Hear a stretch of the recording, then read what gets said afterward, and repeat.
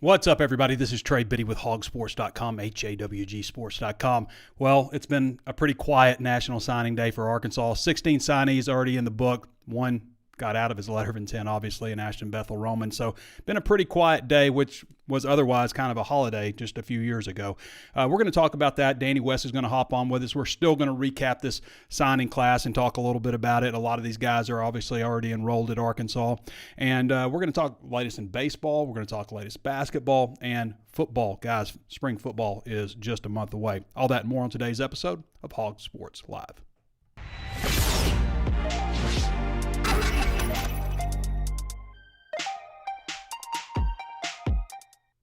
I already know you guys know how to watch YouTube, Facebook Live, subscribe, follow, all that stuff. Give us a 5-star review on Apple Podcasts. I want to mention this too.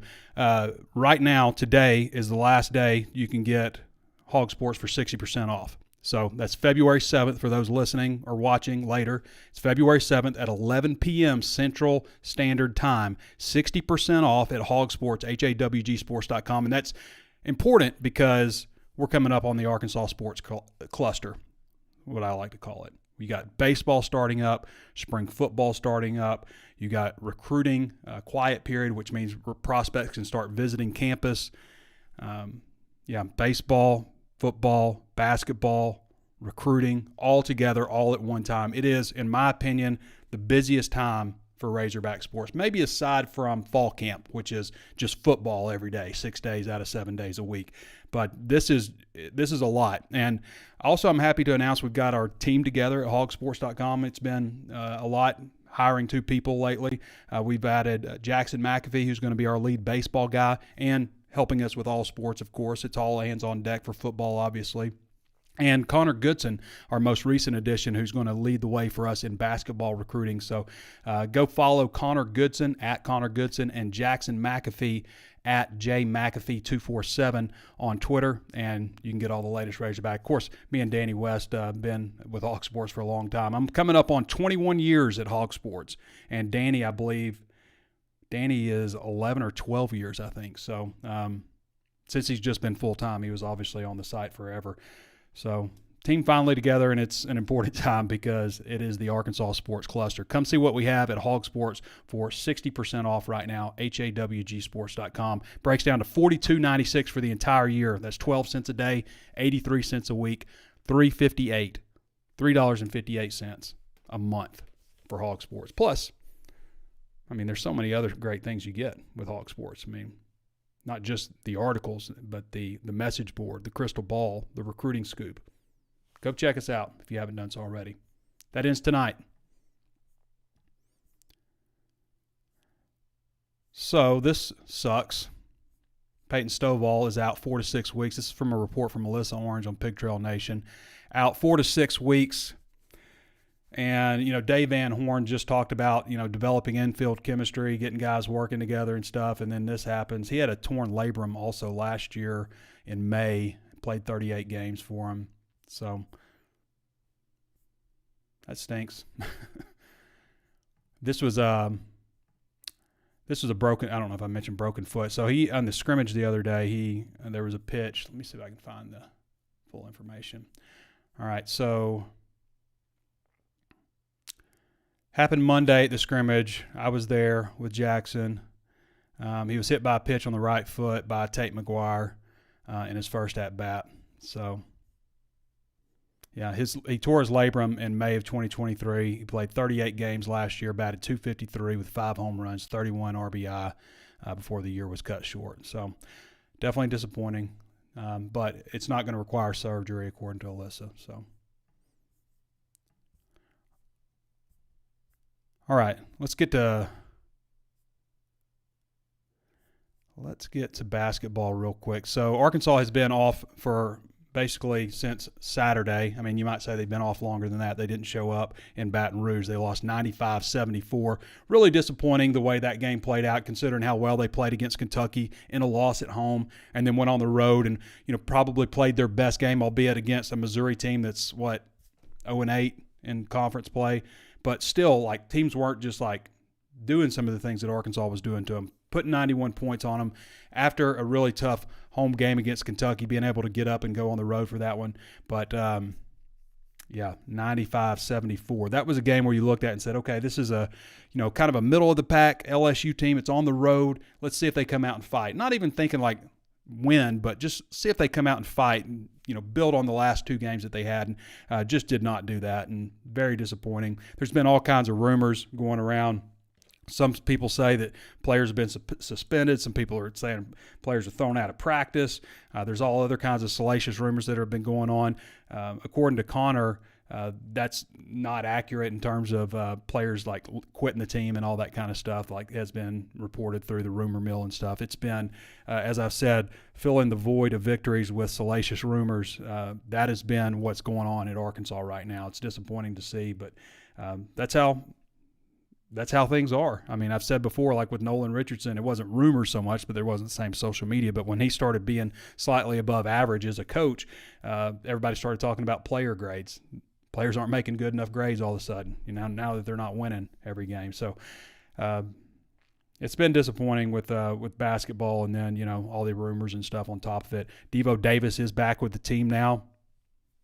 That's surprising. I thought Devo Davis was probably done. There's a lot of mixed reactions to that. There's people who like take every rumor they hear as fact of how things broke up, and disappointed that he's back. Other people are happy that he's back. I think Devo hasn't played very well this year, but I can remember some of the things that he did well. I would like to see Devo years down the line being a guy that's remembered as being a Razorback, and obviously, this stuff has been real disappointing. I mean, he missed 3 games, didn't he? Was it 3? He missed the second half against Ole Miss. That was coach's choice. Kentucky, Missouri, LSU. So he was back at practice on Monday, according to Musselman. This is from his radio show. Was that Monday also? Tuesday? I can't even remember. But anyway, so Arkansas up next has Georgia. This is Saturday, 5 o'clock. When is that? 5 o'clock on SEC Network. Georgia is 14-8, 4-5 overall. They beat Arkansas like 76-66 in Athens last time out. When was that? 76-66 on January 10th, last time these two teams faced each other. So coming back to Bud Walton Arena, got Devo Davis back. I wish that they would address some of this stuff like publicly, like not the rumors, not the salacious rumors and stuff. Obviously, the policy for most media, handling media with that for most organizations, if like there are rumors like that, we don't even address the rumor. That's been the kind of policy. But with Devo, I was talking with Randy yesterday on Drive Time, and I think he's got a good point, or maybe it was Rick, that they should bring Devo Davis out. Eric Musselman's got a press conference on Friday. Let's hear from Devo Davis. I mean, Razorback fans, like, we want to know, and obviously, there's a part of being like guarded against, certain stuff. But if you put Devo in front of the media is not going to ask him about, some of the ridiculous stuff that's been going on and being discussed. They're going to ask him about what happened with this situation. Why did you walk away from the team, and what happened to lead you back to the team now? Maybe cooler heads. Maybe just time heals all wounds, that kind of stuff. Maybe, I don't know, but it's certainly a different age in college basketball, in college sports, in sports period. I mean, you don't see players often leave a team and then come back 3 games later. So in addition, bouncing around a little bit, Hunter Dietz is going to come back from elbow surgery in April. This is Arkansas's freshman pitcher they really like. 6'6", 230 lefty out of Calvary Christian in Clearwater, Florida. He was 9-0 as a freshman, 1.47 ERA, 102 strikeouts, and 57 innings of work. So just a little bit of injury news with baseball. Baseball's starting up. Where's my baseball schedule? Is it the 13th or the 14th or the 15th? The 16th.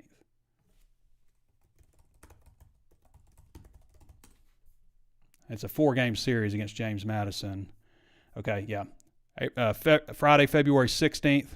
First pitch is at 3 o'clock. Now, Dave Van Horn was kind of saying, I think hoping to get at least 3 games in on this 4-game series. But 3 o'clock, SEC Network Plus on all of these, then 2 o'clock on Saturday, 1 o'clock on Sunday, and then noon on Monday. And then it's off to the College Baseball Series in Arlington, which Dave Van Horn, I was at the Swatters Club the other day. When was that, Monday? I can't get my days together, y'all. It's been spinning. But, he was saying, they'd play in this series every single year if they were invited to. So, baseball, full swing, no pun intended. Speaking of puns, football's coming up, and it's about to be iron sharpens iron time. You're about to hear a lot of iron sharpens iron, people. I don't know why this is such a commonly used phrase, but it's almost like in press conferences, every time a player says iron sharpens iron, you take a drink. And, I was looking it up. I looked it up because I was like, is that really the best way to sharpen iron? And it turns out it's not. Anybody know what this is? It's a whetstone. This is the best way to sharpen iron. It's not iron. They need more whetstones up there with Razorback football. I don't know why that became so common, but you're going to hear it every press conference we have. Offense going against the defense, iron sharpens iron, or iron sharpens iron. And when it happens, you got to take a drink. That's the rule. It's going to happen a lot. Every press conference, iron sharpens iron. Might need to rename this podcast Iron Sharpens Iron, the Iron Sharpens Iron podcast, just because you're going to hear it so much. Get a whetstone. Razorback football needs a whetstone. All right, so I mentioned the spring football schedule before on past shows, but it hasn't been officially released yet, but still thinking Thursday, March 7th, go 5 practices, the 8th, the 10th, the 12th, the 14th. This is my best guess based on history, based on what I've heard. So 7th, 8th, 10th, 12th, 14th. Spring break is 18th through the 22nd. That's the Monday through the Friday, so it doesn't include the weekends. Come back the 26th, go every Tuesday, Thursday, Saturday, up until the last week where you go Tuesday, Thursday, Friday on April 12th, and then Saturday, red-white game. Last year, the red-white game was at noon, so I'm thinking Saturday, April 13th at noon for the red-white game this year. That's my best guess. It's not official. Don't create ironclad plans while you're sharpening your iron. Don't create ironclad plans. Okay, so recruiting calendar. Obviously, today is National Signing Day. Nobody signing with Arkansas. In fact, last week we found out Ashton Bethel-Roman is no longer with the team. That was Thursday, I believe. No longer enrolling with the team. He was one of, I think, 4 freshmen. Him, Cross Johnson, who are both wide receivers, and then 2 linebackers, ironically. And Bradley Shaw and Wyatt Simmons. Those are the only 4 players who are not enrolling early out of the 16 freshmen who have signed. All the transfer additions are enrolling early.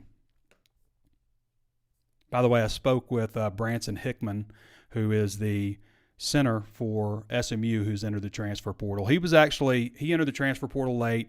He's graduating in May, and somehow, I guess, since he's graduating in May, they let him go ahead and enter the transfer portal. So he's in there now. He's going to visit Arkansas probably early, mid-March.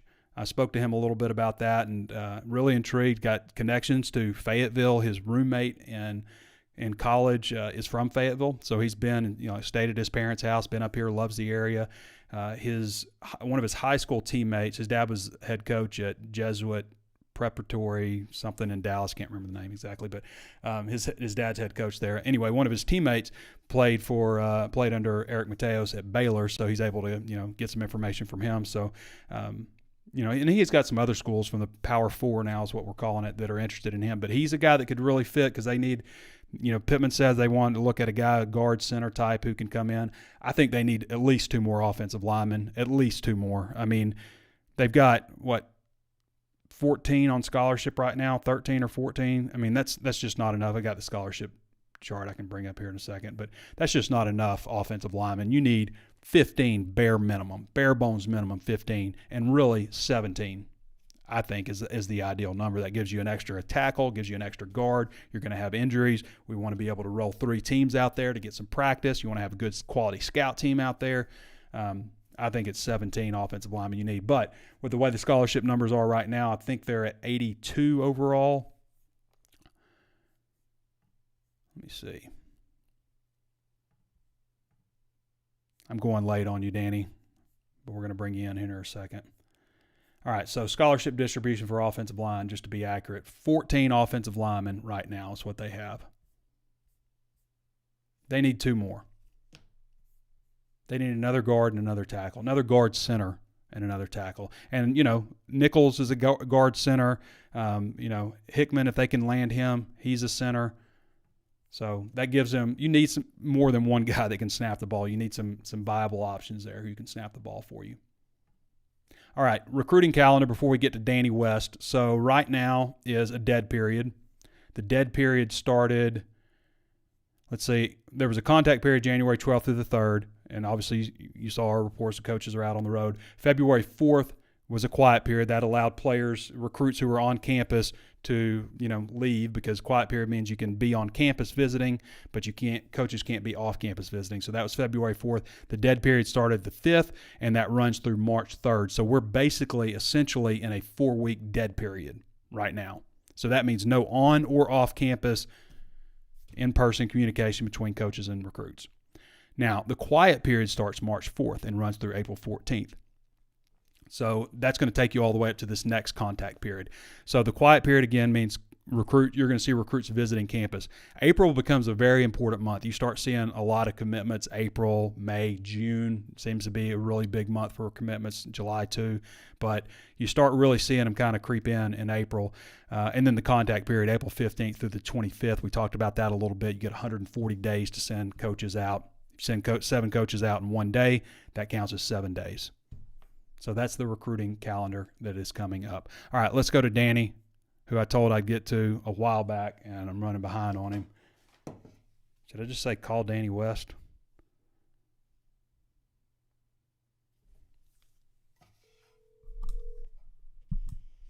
What's up? Hey, Danny, sorry I'm a little delayed on you. I said I'd get to you sooner. That's all right. Will you still do the show? I reckon. All right. What do you want to talk about? Well, all this recruiting news today that happened, I mean, it was obviously a busy day, February 7th. A lot of people take off. I was getting a message from 7 years ago. Hey, I'll take it, man. Anymore, especially when you double it up with the transfer portal nowadays. I mean, you'll take it a quiet February. It was expected, Arkansas was not expecting anything major to happen today. I think they're sitting on 16 total high school additions right now. That's a really low number. Yeah. As you know, I think, without going back too far, I think it's the lowest one I've ever covered. 2018, I want to say, only had 18 signees. That was, of course, Chad Morris's first class, and that one finished 45th in the country. Whereas this one, you've got 2 fewer guys, but somehow still hanging around 30, and the somehow there is you're getting better players. So, it's a good class, Trey. I keep telling people that. I know people see the rankings and see what they're going to make what they want of it.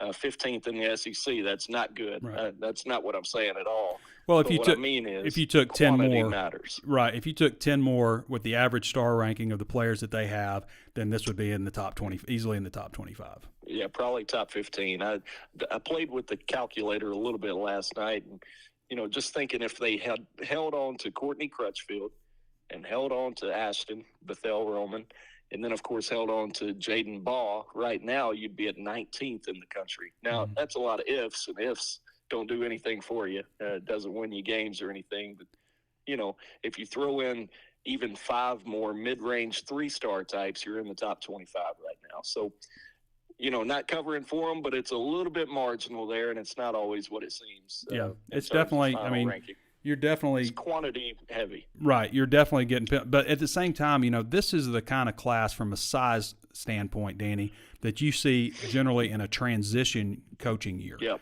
Where, we're not just going to go out and sign guys to sign guys. We're going to get the best guys we can and move on. And they did that, but this isn't a transitional coaching year. That's Sam right. Pittman said earlier in the year, or late last year, I guess, that he wanted to sign 25 in a class. Like that was his ideal number. And I think as this season progressed, that became unlikely because 25, you need to have a very healthy football roster if you're going to sign 25. And this is not a healthy football roster. It's a roster that's needed some players to leave. There's talk of, cancers in the locker room and all that kind of stuff, and dissension and all this stuff, and players just not playing very well, and being 4-8 and all the things that come with that. You're not a healthy football roster, which is why I said my ideal thing, I think for a healthy Arkansas football roster, given the talent that's in the state of Arkansas, I think it's more like 20 high school recruits and 10 transfers every year. I think that's the best way for Arkansas as a program to build a roster. They're not like Georgia. They're not going to go out and sign 25 and bring in a handful of transfers. They're not right next to Atlanta or even Dallas. So I think that's the formula: 20 high school recruits, 10 transfers. When you're healthy. When you have a healthy roster, not necessarily this year. I'm with you on that, and it's crazy to look up. I mean, you've seen some of these guys, like with Ashton, and of course, people that follow.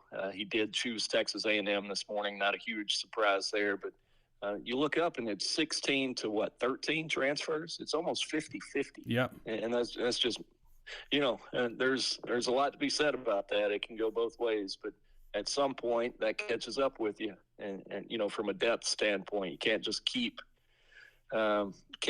doing that whole roller coaster thing. So I'm with you in terms of stability. I think the 2010 mark is about where I'd like to live too. Yeah, and it's at 14 right now, Danny, on incoming. So 14 transfers, 16 high school kids. There's going to be more transfers on campus than there are high school recruits, because you have 4 that aren't enrolled early. So 14 transfers, 16 high school recruits. Danny, they're not signing any more high school recruits. They're done with that. They're going to sign some more transfers. I mean, they need another linebacker. They need 1 or 2 defensive tackles, 1 or 2 defensive linemen, So you're looking at probably something like 19 transfers, or maybe even 20, depending on how things go, because you still got a spring transfer portal window. So maybe as much as 20 transfers and 16 high school recruits. It's wild to think about. Man.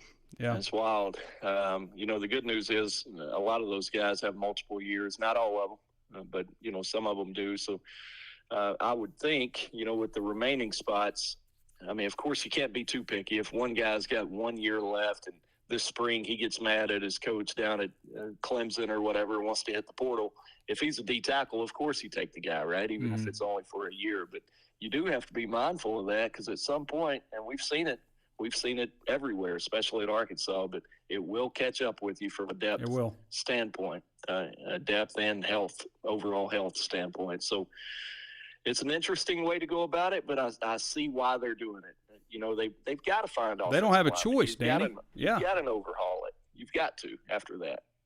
They do not have a choice but to hit the transfer portal and seek immediate help. Otherwise, they're going to be starting over, and they're not going to be here. I mean, you can't just look at it and say, you can't look at your roster and say, well, we need to bring in 25 high school kids, and just ignore the glaring needs that you have at several different positions: linebacker, defensive line, offensive line. You can't do that.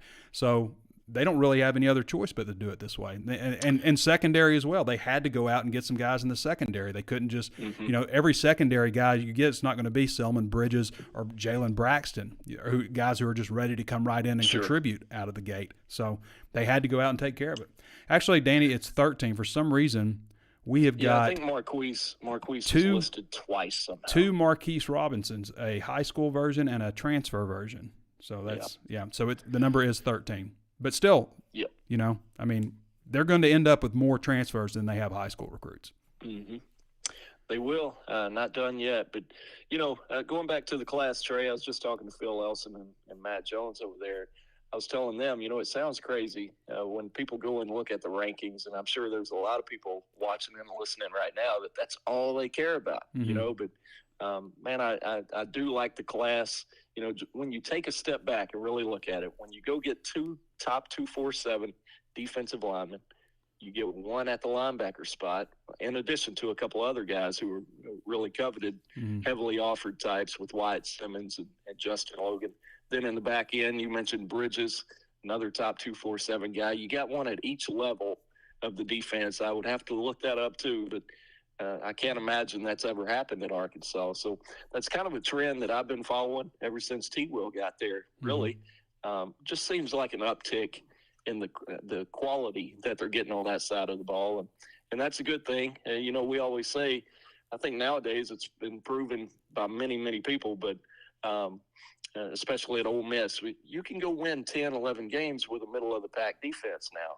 We've seen that at Kentucky and Tennessee a couple of times now. So, yeah, you want all the defensive talent you can get, but comes down to scoring points, man. Got to fix that offensive line, and I like the class as a whole. There's just not enough of them to give you much of a sex appeal in the rankings there, I guess you'd say. Sex appeal. All right. So, speaking of sexy, I'm really anxious to see Bobby Petrino's offense. I mean, I feel like, when I look at what they've done in the transfer portal this class, like they need a couple more defensive tackles, in my opinion. They need at least one, but they need, and maybe they can, shift some things around, move some guys inside or something like that here and there. And they've done that on some passing down stuff, but I'd really like to see them get at least one really good quality defensive tackle and preferably two. They do that. Another veteran linebacker, a guy, we talked about this, Danny, maybe who's not, he doesn't have to be Drew Sanders. Right. He doesn't have to be Drew Sanders. He can be Antonio Greer, a guy who played G5 and racked up 100 tackles, a veteran guy, a lot of experience, just to boost the experience and age in that room, because they do have some talented young guys, but you don't want to place your hopes on, your bets on just like hope that those guys are going to pan out when sometimes they don't. It happened with the offensive line last year. Yeah. But I think that they address issues in the secondary. Now, everybody's a year older also who's returning. I don't know that they got a guy at the same quality as like Al Walcott, but Jalen Braxton's a year older. Hopefully Selman Bridges can come in and be a Jalen Braxton guy as a freshman. I think that the secondary has a chance to be pretty much – and when I talk about the defense, I want to talk about the defense before the last quarter of the year when they let go of the rope. Yeah. Just like not getting any help from the offense, out there battling week in and week out, and, just tough. Eventually just like, all right. But like the defense before that, if that defense shows back up this year and Bobby Petrino does what we think he can do, Bobby Petrino recently ranked on Chris Phillips' OC Power Rankings entering 2024, number one in the SEC, Bobby Petrino. We'll see. I think Bobby Petrino is a hell of a play caller. That's a mouthful. That's up there. That's a mouthful. Pretty good offenses lately. Oh yeah, the league. Definitely.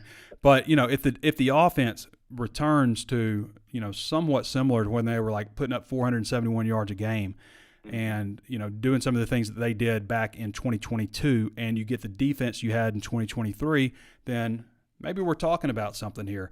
I do know this: it is a hell of a stretch before that first bye week. I mean, the Oklahoma State game, there's Auburn, Texas A&M. Is Tennessee before the bye or after the bye? I can't remember, but it is I say Tennessee's the last one before the bye. And then after that bye, there's 3 really tough games. So like we're gonna know pretty early. We're gonna know pretty early if this. I just looked it up. That's correct. October 5th, Tennessee, and then you get the bye on the whatever that would be, the 12th, I guess, the following week. So Tennessee's October 5th. Yeah. So that's the second home game in Fayetteville, by the way. That's so terrible. That's pretty rough. It's so bad, Danny. Like, look at Missouri's schedule.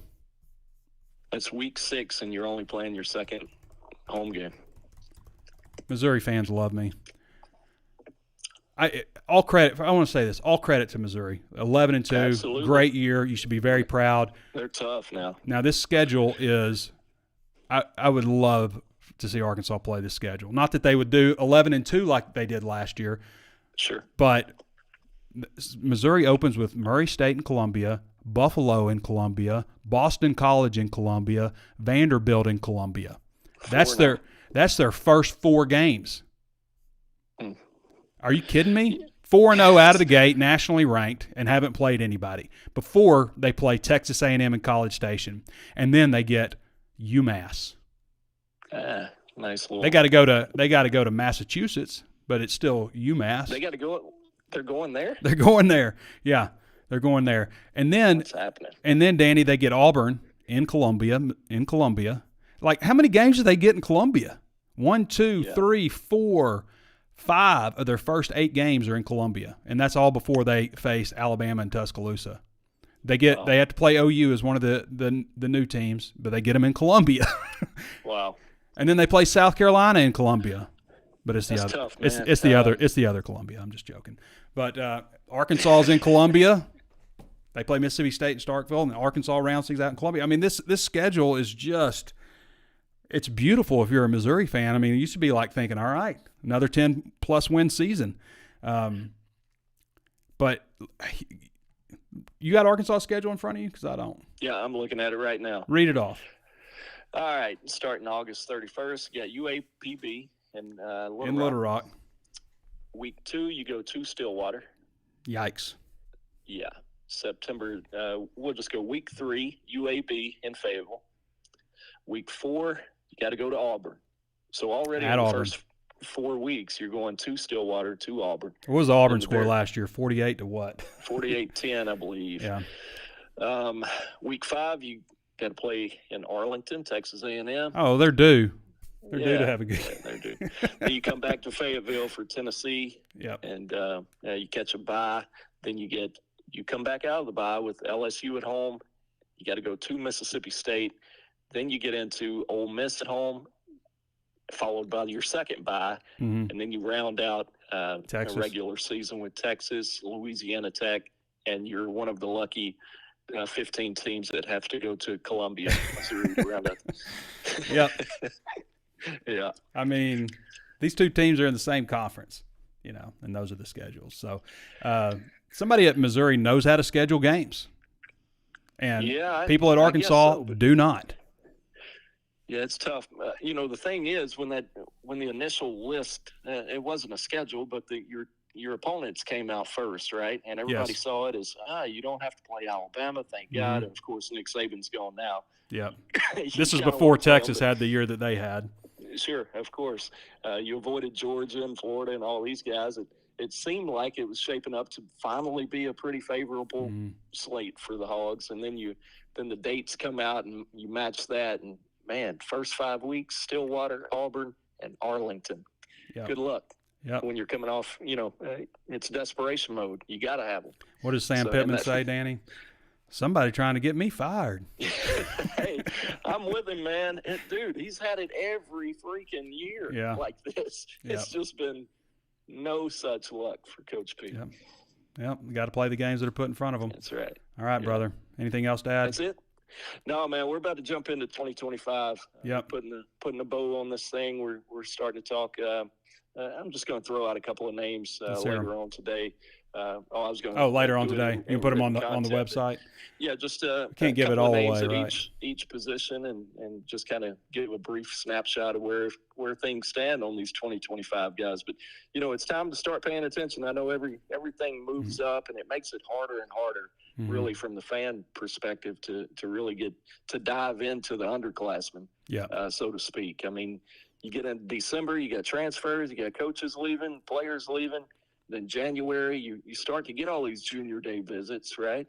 Yeah. People coming to campus, a lot of offers going out. We know that, but people are still honed in on the transfer market. And who else we're getting that can help right now? Yeah. They don't care about it, but I encourage people after this dead period ends. I want to say March 3rd, 4th, somewhere in there, we're going to open back up and recruits start getting back on campus. Pay attention, because that's the answers to the test right there. More times than not, you show me where a guy's spending his spring months, I can make a pretty good guess on where he's going to end up. Yeah. All right, Danny. Appreciate you, man. You got it. All right. Yeah, man. All right, everybody. That's Danny West. Again, follow him at Danny West 24/7 on X. Danny is almost at 50,000 X followers. I'm trying to omit the word Twitter. Never say it again. So Danny's at almost 50,000 X followers. So sign up. That brings up something interesting. If you look at the football roster, like how many of these guys that are on Arkansas's football roster projected to start are from the high school ranks, and how many of them are transfers now? Transferred at one time, whenever that was. The quarterback's going to be most likely a transfer unless Malachi Singleton, which is possible. Malachi Singleton comes in and sets the world on fire and shocks us all. It's possible. But most likely going to be a transfer. I would say you probably put that at 75%, at least 75% chance that it's going to be a transfer. Running back, Quentin Jackson most likely, possibly Isaiah Augustov, possibly. I stutter every time I say Isaiah Augustov's name because I got to think about, because I'm so used to saying Augustave or something, but I looked into it last year and it's Augustov. But Jaquinton Jackson most likely going to be the starter there, but potentially there's the potential because Augustov, DeBinion, Dominic Johnson, and Braylon Russell all came from high school ranks. Wide receiver, Andrew Armstrong, Isaac Teslaw, both those guys are going to start. Both of them are transfers. And then probably Isaiah Satania, I think. Jordan Anthony, possibly, who's a transfer from A&M. Tyrone Broden, who transferred, year before last, or before last season, I should say, from Bowling Green. But most likely, 2 out of your 3 starters are transfers there. So let's just say Taylon Green, most likely starter. Jaquinton Jackson, most likely starter. Andrew Armstrong, Isaac Teslaw, and then Isaiah Satania. This is how I do so much stuff. Like I count on my fingers like this. I've got Danny West still up here. I thought he was gone. I'm counting on my fingers. So I've got 4 and 1 right now. Tight ends, Luke Haas, definitely. High school guy. Offensive line, Fernando Carmona, Takias Crawford, who I've got penciled in right now. So Takias is a transfer also. Addison Nichols. Messing up here. Joshua Braun, Keyshawn Blackstock. So we're talking about every offensive lineman. I mean, I need to stop counting over here and just count on here because I'm going to lose count. So every offensive lineman is a potential former transfer. Now, there's the possibility that some high school guys or some guys that, played for him last year, Patrick Kudus, for example, continue to start. Maybe Kudus gets a look at center. I think that's possible because he played there some in the past. But you're most likely every offensive lineman is going to be a transfer from either this year or past year. Defensive end, Landon Jackson, transfer.